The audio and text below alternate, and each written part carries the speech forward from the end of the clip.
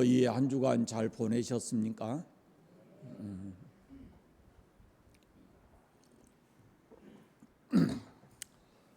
지난 몇 주간에 걸쳐서 복음이 무엇인가라는 것에 대해서 말씀을 드렸습니다.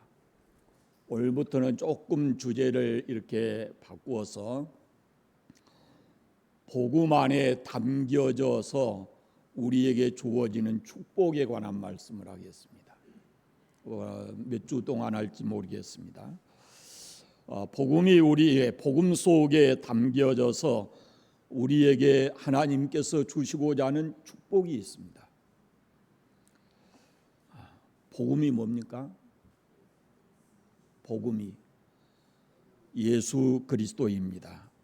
로마서 1장에 이 복음은 하나님이 선지자들을 통하여 그의 아들에 관하여 성경에 미리 약속하신 것이라 그랬습니다. 여기 그의 아들에 관하여 이 표현이 있는데 그가 바로 예수 그리스도이십니다. 예수 그리스도가 복음입니다. 복음의 내용은 수도 없이 말씀드렸지만은 요약해서 예수 그리스도의 십자가의 죽음과 부활이 기독교의 핵심적인 복음입니다. 복음 속에 담겨진 예수 그리스도를 구주로 믿는 사람에게 하나님께서 주시고자 하는 그 복음 속에 담겨진 축복. 첫째는 자녀됨의 축복입니다. 12절 말씀을 같이 읽겠습니다. 영접하는 자 곧 그 이름을 믿는 자들에게는 하나님의 자녀가 되는 권세를 주셨으니 아멘. 예수 믿는 사람들에게 하나님의 자녀가 되는 권세를 주셨습니다. 신앙이라는 것은 이 하나님의 은혜와 사람들의 믿음이 합해져야 된다 그래서요. 사실 모든 것이 하나님의 은혜이지만 죄인된 우리를 위해서 베푸신 하나님의 은혜, 그것이 바로 예수 그리스도이십니다. 하나님이 세상을 이처럼 사랑하사 독생자를 주셨으니 그랬어요.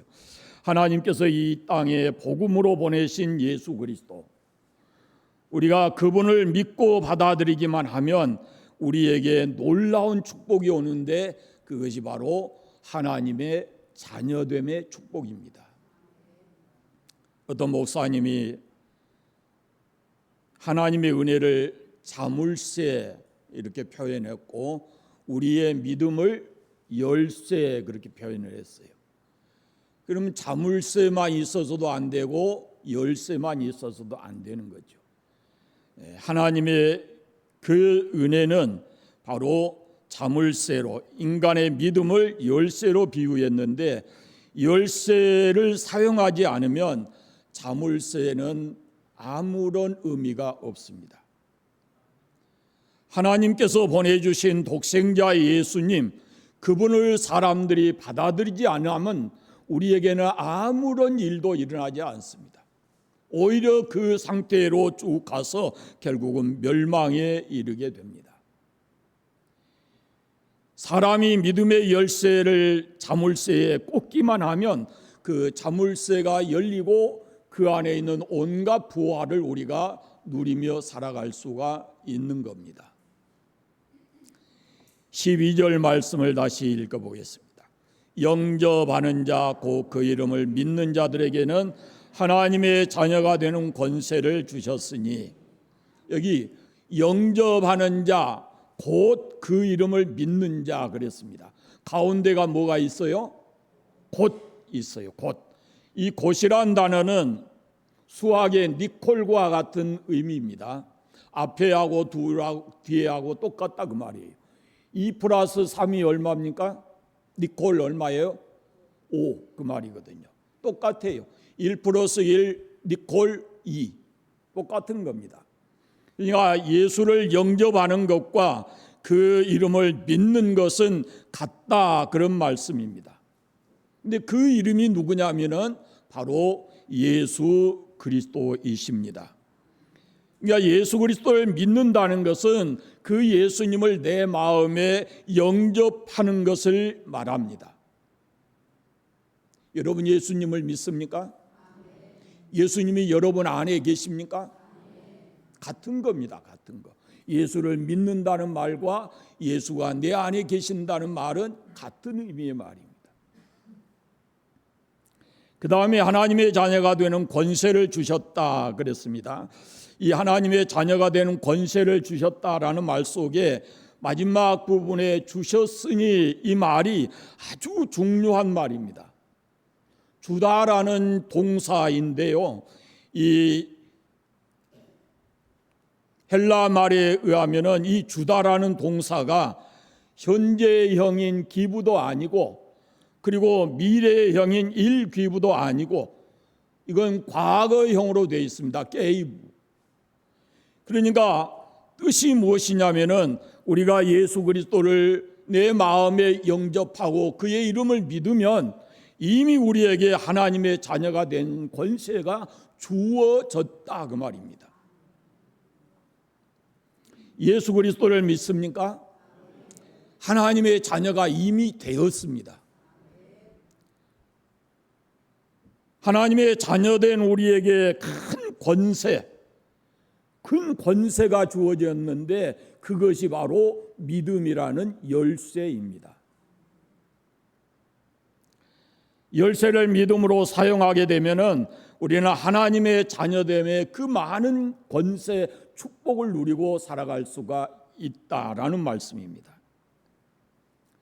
예수 믿는 사람에게 엄청난 권세가 주어지는데 우리가 그 열쇠를 잘 활용하고 있는지 생각해 보십시오. 확인하겠습니다.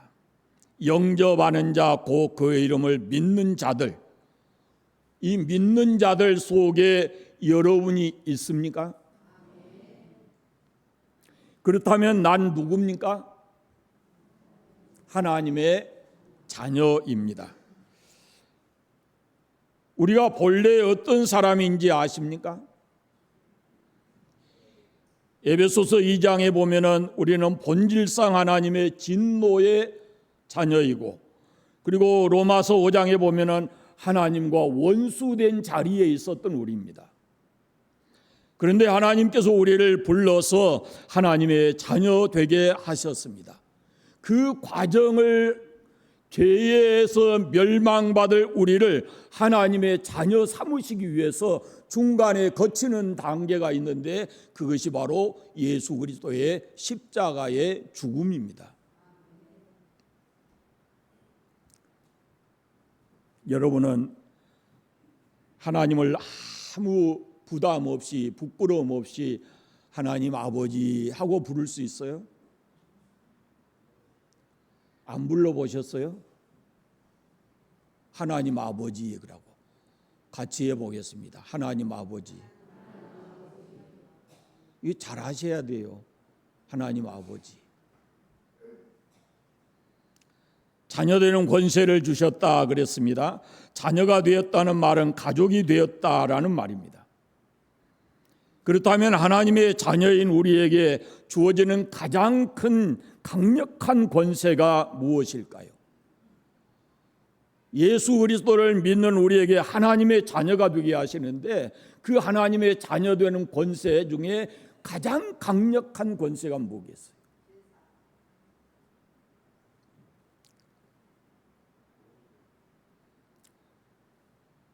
인간은 어떤 힘으로도 어떤 방법으로도 해결할 수 없는 문제가 있습니다.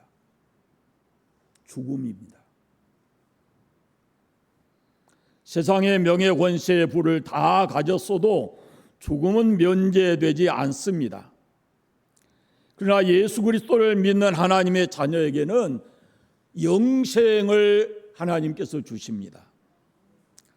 죽음의 권세를 이깁니다. 죽음에서 생명의 부활을 하는 겁니다. 이것이 예수 그리스도를 믿는 사람들에게만 주어지는 하나님의 축복입니다. 죽음을 이기고 부활합니다. 생명의 부활을 합니다.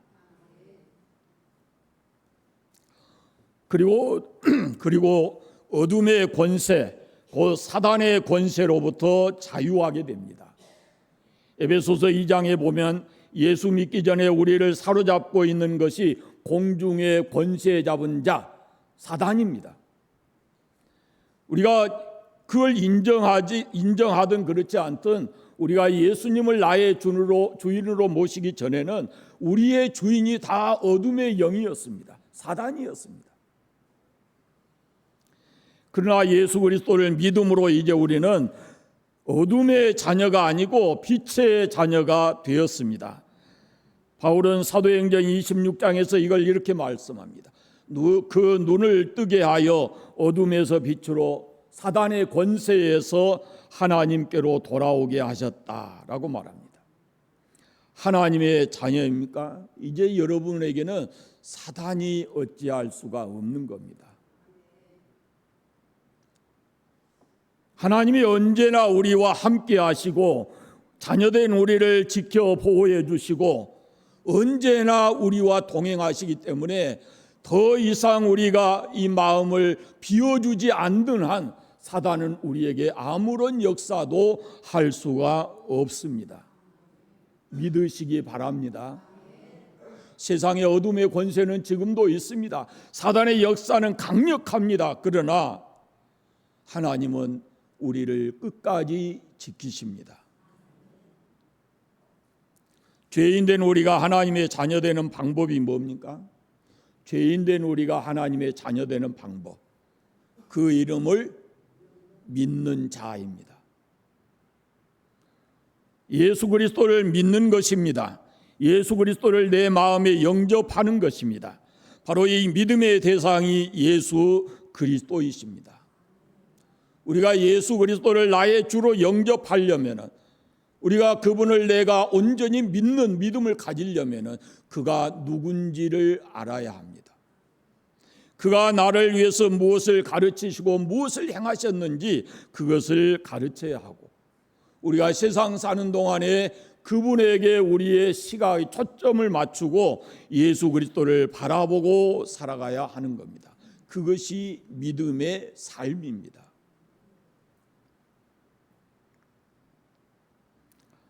요한복음 3장에 보면은 예수님께서 니고데모에게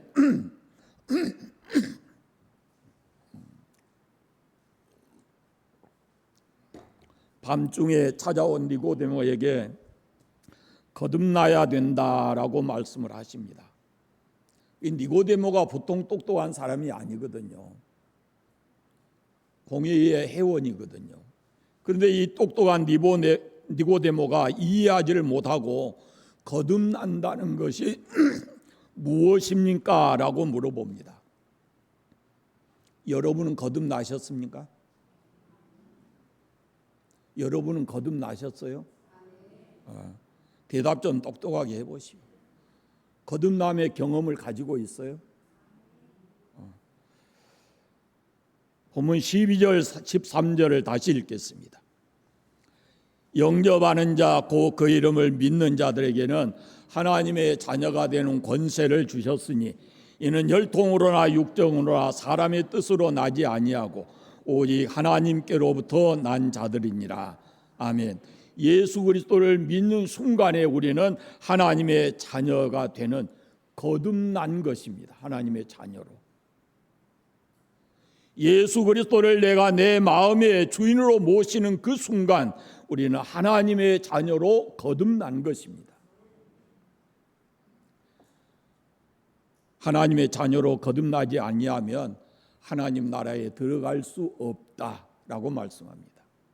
그러니까 하나님 나라는 예수 믿어서 하나님의 자녀된 사람만 들어가는 곳입니다. 그러면 믿음의 대상인 예수님, 하나님께서 복음으로 우리에게 보내신 그 예수님, 그분이 어떤 분이신지 자세히 살펴보겠습니다. 요한복음 1장 1절을 같이 읽겠습니다. 태초에 말씀이 계시니라. 이 말씀이 하나님과 함께 계셨으니 이 말씀이 곧 하나님이시라. 태초에 하나님과 함께 계신 말씀이 곧 하나님이신데 그 말씀이 곧 예수님이십니다. 14절 말씀에 보시면 말씀이 육신이 되어 우리 가운데 거하심에 그랬어요. 자, 2절 3절을 보겠습니다. 그가 태초에 하나님과 함께 계셨고 만물이 그로 말미암아 지은 바 되었으니 지은 것이 하나도 그가 없이는 된 것이 없느니라. 태초에 하나님과 함께 계신 말씀이 천지를 창조하셨다라고 합니다. 천지를 창조하신 그 말씀은 능치 못하심이 없습니다. 말씀이신 그 예수님이 육신을 입고 이 세상에 오셨지만 그 말씀의 권세는 그대로 가지고 있어서 자연을 명하신 즉 그 자연이 순종하고 병든 사람을 고치시기도 하고 귀신을 쫓아내는 일은 그리 어려운 일이 아니었습니다. 온 세상을 말씀으로 창조하신 하나님 앞에서는 이런 귀신을 고치고 병자를 고치고 귀신을 내쫓는 일은 우리말로 하면은 누워서 떡 먹기입니다. 너무도 쉬운 일이었다 그 말입니다. 4절 5절 말씀을 보겠습니다. 그 안에 생명이 있었으니 이 생명은 사람들의 빛이라. 빛이 어둠에 빛이 되어 어둠이 깨닫지 못하더라. 이 말씀 안에 생명이 있고 그 생명은 사람들의 빛이다 그랬습니다. 생명의 빛은 인간을 둘러싸고 있는 모든 어둠의 권세들, 질병과 죽음과 마귀의 세력들을 다 깨뜨려서 그 마음을 이제 밝게 만들어 주신 겁니다. 예수 그리스도를 믿는 사람들의 마음이, 생각이, 삶이 항상 긍정적이고 밝아야 된다라는 말씀입니다. 다시 14절을 읽겠습니다. 말씀이 육신이 되어 우리 가운데 거하심에 우리가 그의 영광을 보니 아버지의 독생자의 영광이요 은혜와 진리가 충만하더라. 아멘.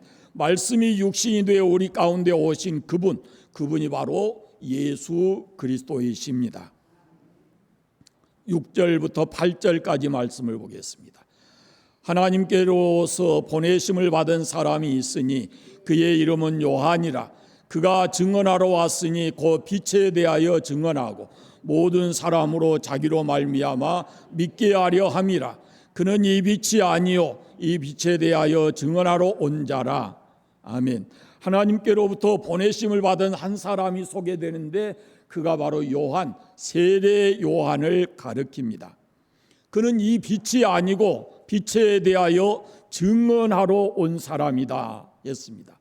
그 빛이 바로 누구냐면은 예수 그리스도이십니다. 9절부터 11절까지 읽겠습니다. 참빛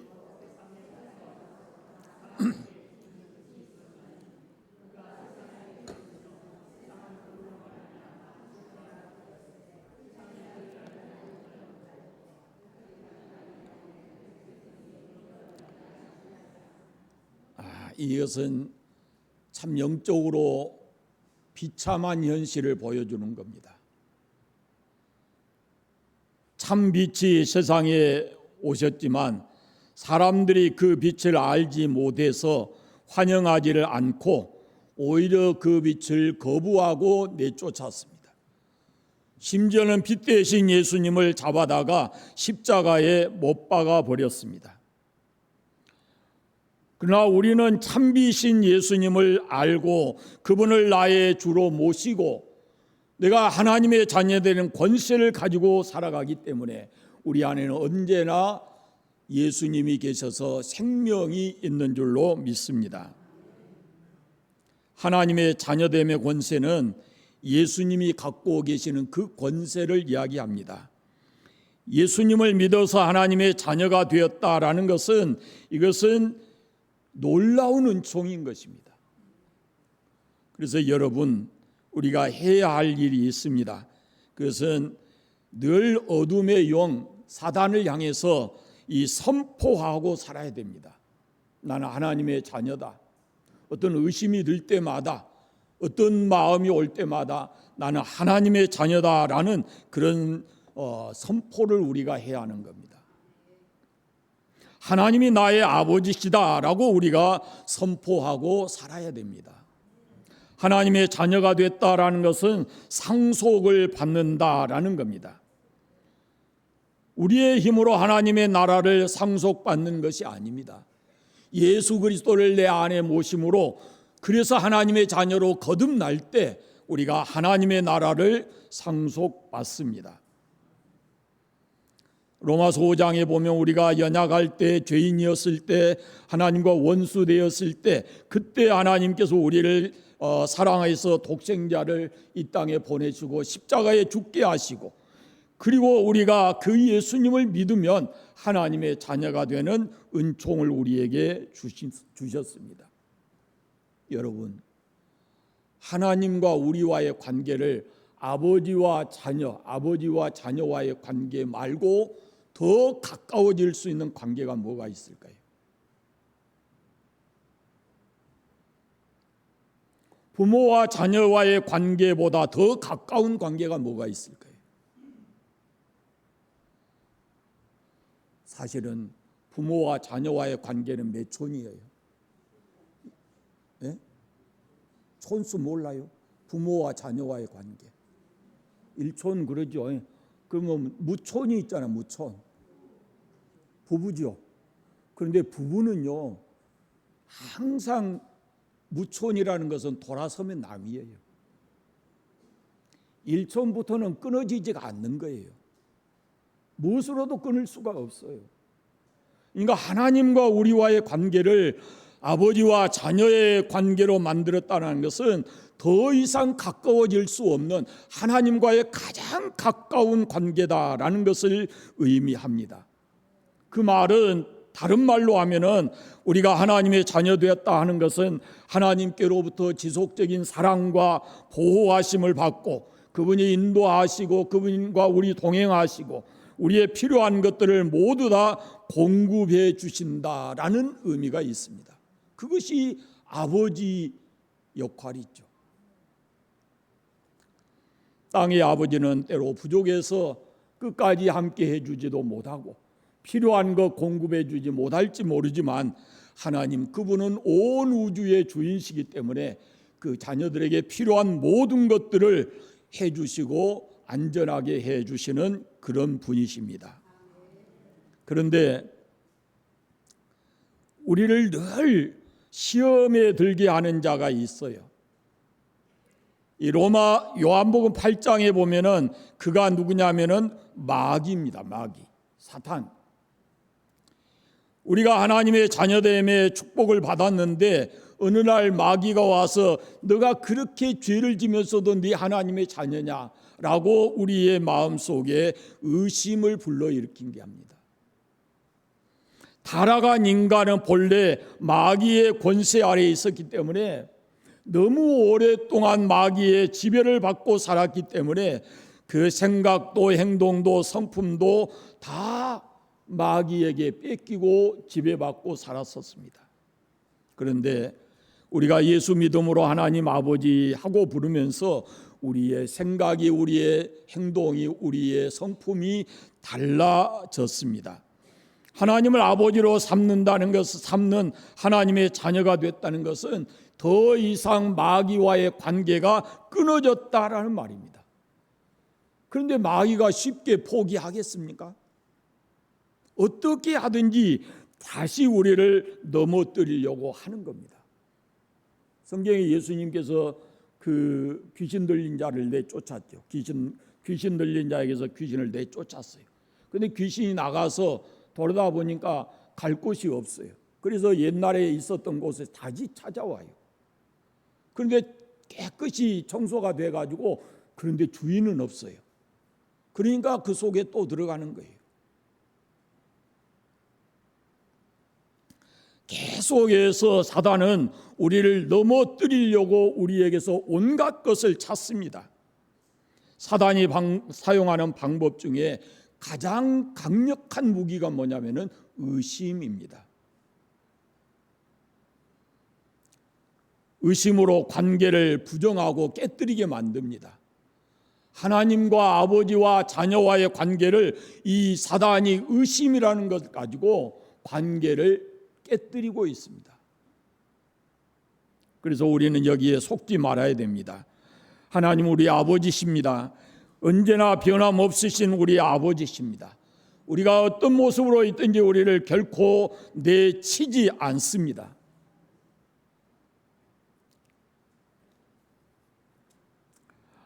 로마서 9장에 보면요, 로마서 8장에 보면 하나님의 영으로 인도함을 받은 그들은 곧 하나님의 아들이라 그랬습니다. 하나님의 영으로 인도함을 받은 그들이 하나님의 아들이라 그랬어요. 그럼 우리가 예수 믿는 사람에게 하나님의 자녀되는 권세를 주셨다 그랬는데, 로마서 8장에 있는 말씀대로 하나님의 영으로 인도함을 받은 사람들이 하나님의 아들이라 그랬으니까 하나님의 자녀는 반드시 하나님의 영으로 인도함을 받아야 합니다. 그리고 다시 무서워하는 종의 영을 받지 아니하였고 양자의 영을 받았으므로 우리가 아빠 아버지라 부르짖느니라 그랬습니다. 우리가 하나님의 자녀가 된 것은, 그것은 본래 우리는 죄인인데 하나님을 아버지라 부를 수 없는 사람들인데, 우리가 하나님을 아버지라 부르게 된 것은 이제 종으로부터 벗어나서 자유함을 얻었다라는 말입니다. 진정으로 여러분 성령 안에서 이 자유함을 누리시기를 바랍니다. 성령이 친히 우리 영으로 더불어 우리가 하나님의 자녀인 것을 증거하신다 했고, 하나님의 자녀이면 곧 하나님 나라, 하나님의 상속자이다 이렇게 말씀하고 있습니다. 그러나 또 하나는 땅에서 고난도 받지만 하나님 앞에 영광도 받는다라고 말씀을 합니다. 사랑하는 여러분, 하나님을 아버지하고 늘 부르시기를 바랍니다. 하나님 아버지 하고 부르십시오. 하나님의 자녀됨을 항상 선포하고 사십시오. 그리하면은 우리가 영적으로 자유함을 누릴 수 있고 더 이상 어둠의 권세가 우리에게 다가올 수 없고, 우리는 그분 안에서 영광스러운 삶의 모습을 가지고 살아가게 될 것입니다. 하나님의 자녀인 우리가 육신을 입고 이 땅에 살아갈 동안에는 때로는 어려움도 고난도 올 수 있습니다. 그러나 그때 아버지께서 우리에게 하신 말씀은 좌절하지 말라, 포기하지 말라, 내게 구해라, 나를 찾아오너라 이렇게 말씀합니다.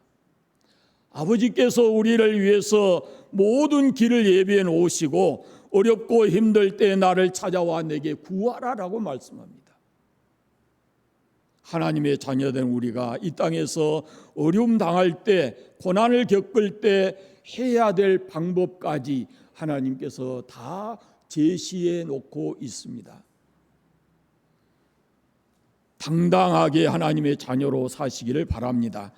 하나님의 자녀로서 날마다 그 하나님과 깊이 교제하며, 그리고 자녀됨의 그 권세와 축복을 여러분들이 누리고 살아가시기를 바랍니다. 예수 그리스도 복음 안에 담겨져 있는 첫 번째 축복이 바로 하나님의 자녀됨의 축복입니다. 기도하겠습니다. 감사합니다. 하나님 아버지, 죄 가운데 살다가 영원히 멸망받아야 할 우리를 예수 믿게 하시고 하나님의 자녀로 우리를 거듭나게 해주셔서 감사합니다. 아버지 하나님, 이제 우리에게 하나님의 자녀되는 권세를 주셨으니 우리가 이 땅에서 어떤 모습으로 살든지 실망하고 좌절하지 않게 하시고 하나님의 나라를 상속받을 하나님의 자녀로서 부끄러움 없는 삶을 살게 해주시기를 원하옵고 기도합니다.